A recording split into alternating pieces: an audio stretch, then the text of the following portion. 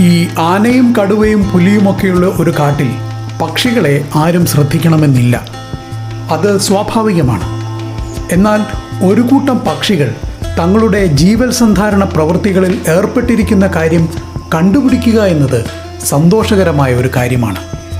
അതും ശബ്ദകോലാഹലമുണ്ടാക്കുന്ന ഒരിനത്തിൽപ്പെട്ടവർ നിശബ്ദരായി രഹസ്യമായി ആരുടെയും കണ്ണിൽപ്പെടാതെ അത് ചെയ്യുമ്പോൾ. ഇനിയത് ചിത്രീകരിക്കാനും കൂടി സാധിച്ചാലോ? കെങ്കേമമായി അല്ലേ? മധ്യാഹ്നത്തിലെ സൂര്യവെളിച്ചം പൊതുവെ വൈൽഡ് ലൈഫ് ഫോട്ടോഗ്രഫിക്ക് അനുഗുണമല്ലെങ്കിലും ആ ഇലച്ചാർത്തുകൾക്കിടയിൽ പ്രകൃതിയിലെ രസകരമായ ഒരു നാടകം അരങ്ങേറുകയായിരുന്നു. നീലത്തത്തകൾ എങ്ങനെ ഇടതുപക്ഷമായി എന്നത് അവിടെ വെളിപ്പെടുകയായിരുന്നു.